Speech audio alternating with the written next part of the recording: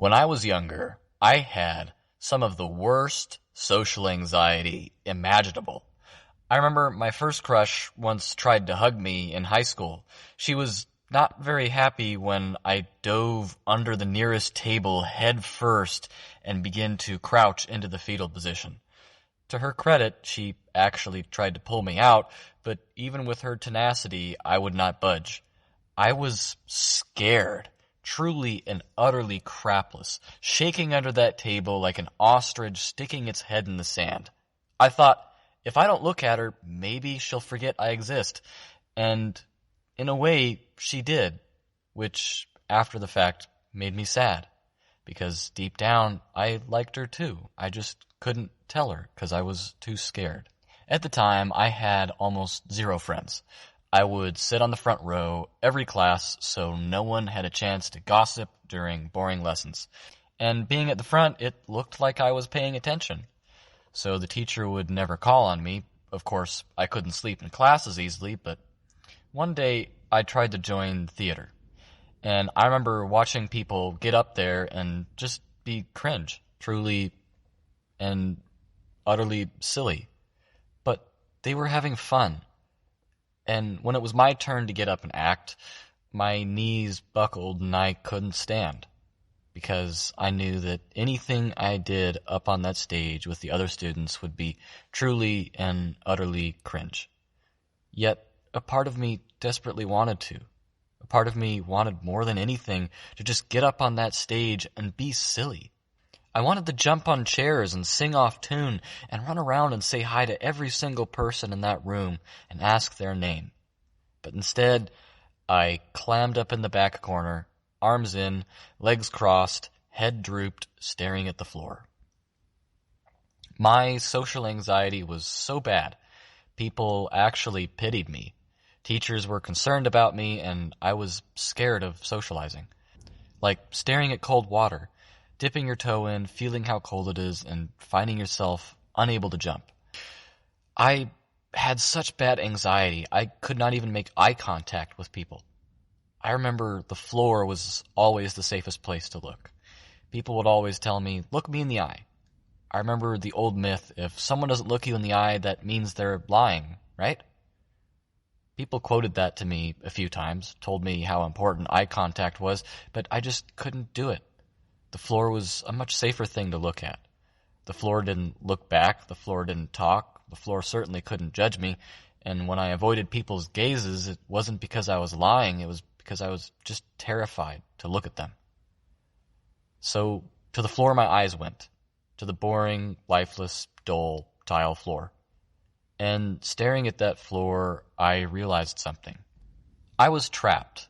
I was horribly, miserably trapped. I wanted to sing, dance, run around, and just be me without a care in the world.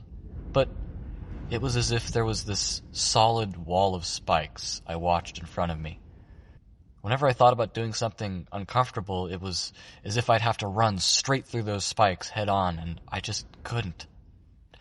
Towards the end of high school, I was introduced to something new. Dungeons and Dragons. I'd never heard of it before. My friends explained to me that it's a role-playing game. You build characters, fight dragons, have fun. It sounded like a blast. But when I first started, I could never act. I couldn't voice my characters, I couldn't get into it. I was just too dang scared. My social anxiety started to feel less and less like a part of me, and more like a bear trap. I was pulling and yanking on my leg by this point. I wanted to run around, to be silly, to be cringe, to have fun and just not worry about what anyone thought of me. I wanted to be me, truly me. I wanted to live.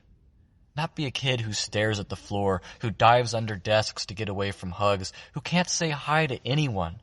I wanted to escape this bear trap. And because I wanted to, over time, I did.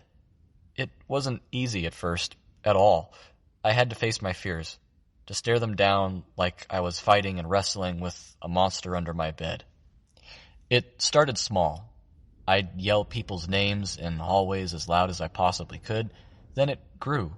I started talking to people. I started having conversations. And the more I did, the more I wanted to do more. The more I wanted to socialize. things changed slowly, but within a year, I went from unable to look anyone in the eye to yelling Shrek as loud as I could down the hallways to make my friends laugh. Of course, I still had trouble with eye contact.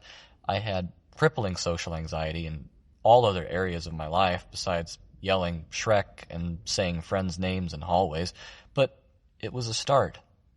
Even if just for a bit. I could be silly. I could be me. Fast forward a few years later, and I start hearing about this Dungeons and Dragons again. Around that time, I got to play in my first real campaign. I tried to voice act my first character, and with much joy today, I can say I was truly, horribly, completely, and utterly cringe. I was so cringe, the table might have gained a soul in life just to reel from how bad I was. And though I was stressed because I knew how bad I was, deep down, I was so happy.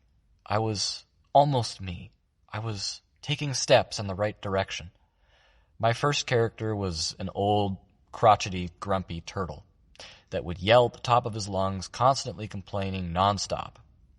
Our campaign was this amazing journey trying to escape this giant ice basin we were trapped in and exploring all these ancient, long-lost civilizations.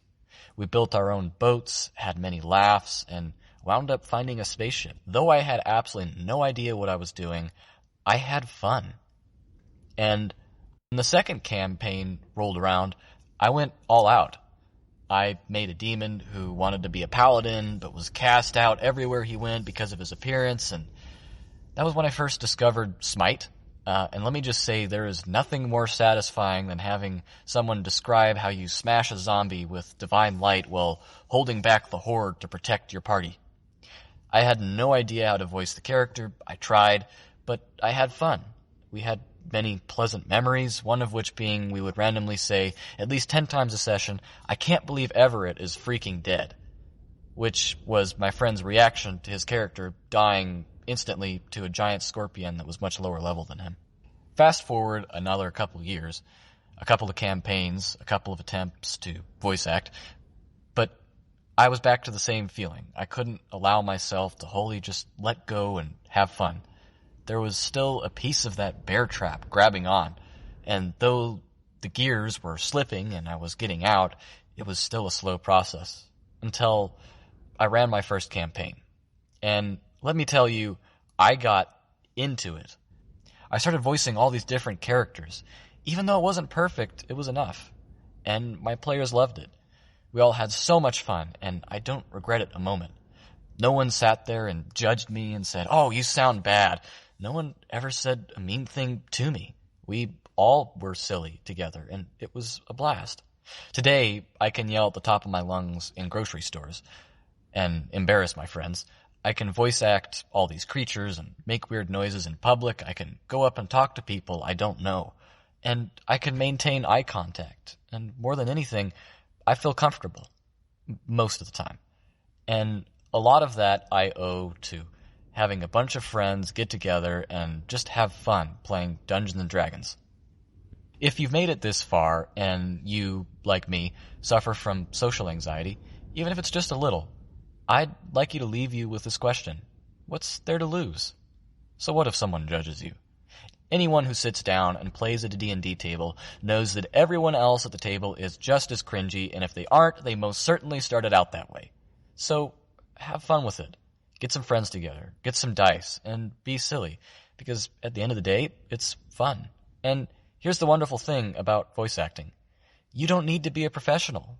I got to where I am today just practicing in my car to and from work for a few months. I'd think of a character and just talk to myself. It was hard at first, but after doing it a few times, I felt this freedom. This indescribable freedom, and that freedom has carried over to so many places in my life. I've been able to make connections that I wouldn't have been able to make before because I feel comfortable with my voice, and make new friends that I wouldn't have been able to talk to before. And it's helped my confidence in ways that I never thought it would, because I feel comfortable with myself, my voice, how I sound. And I got that way by accepting how I sound. So, if you have the time, when you drive to and from work, give it a shot. Make some silly noises. Make some weird noises. See what happens. Worst case scenario, someone hears you through the window and wonders what you're doing. Eventually, with some practice, you'll find yourself landing on something that actually sounds sort of good.